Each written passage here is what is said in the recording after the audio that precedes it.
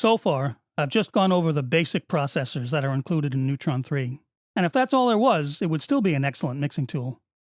But what makes Neutron stand out from the pack is its collection of intelligent features: a specialized processing module, advanced display options, and smart analysis and mixing functions. I'll go through all of these in detail in the following videos. Let's start with a look at the new Sculptor module. Previous versions of Neutron included a feature called Neutrino. This was found in the output section and was applied to a track after the rest of the usual processing had been done and the basic sound of the track was in place. Neutrino would analyze the audio, determine the type of instrument or vocal, and automatically add some very subtle polish to the overall sound, a little extra presence and clarity to help each track hold its own in the mix. The Sculptor module replaces Neutrino. It has similar functionality. It analyzes the audio and automatically sculpts or shapes the sound, mostly by adding subtle EQ and compression under the hood. But the options and controls are greatly expanded, and the processing can be set to be much more aggressive if desired. Sculptor is implemented as a regular Neutron module, including the separate plugin version, and can be placed anywhere in the signal chain. Just as with the assistants, Sculptor's initial page provides options for the user to select the appropriate signal type, general purpose audio, various instrument types, or voice. For each option, there are additional choices that allow the user to target the desired result. As you can see, these change depending on the instrument selection. When a selection is made, Sculptor does its analysis and applies what it considers appropriate processing. It presents another simple screen with 3 floating controls and a pair of handles on the sides of the spectrum display.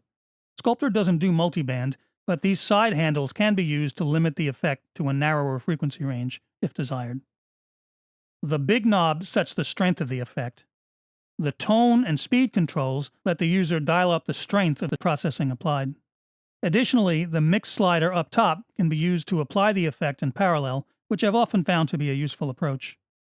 You can also switch to one of the other target processing options from the pop-up menu. The values of the knobs aren't referenced to anything. All tweaks are made by ear, and the controls may be making complex adjustments under the hood.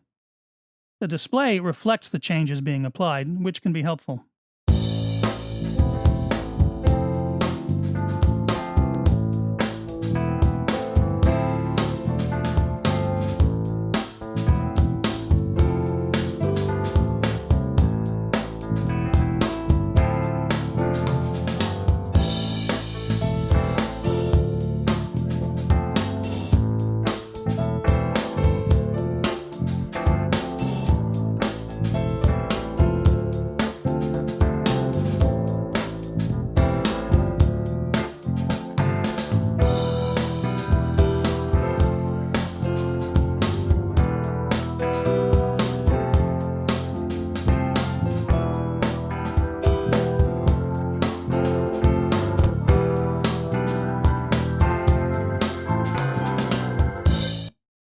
A lot of variety can be achieved with these simple controls, and Sculptor could be a very useful tool for both novices and pros.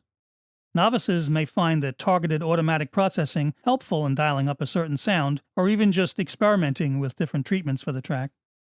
Experienced engineers might find that once they get used to it, it can be a quick way to get a usable sound or fine-tune a sound without too much specific tweaking. Sculptor could be used at the beginning of a module chain to add a little initial processing to a track, maybe to correct for a dull or flawed recording, before manually mixing the track. Or it could be used at the end of the chain, like its predecessor Neutrino, to add a little final polish to an already mixed track. Either way, it's worth spending some time with, getting familiar with the effects of the controls and the different modes. Next up, Neutron 3's intelligent problem-solving EQ tool, the masking meter.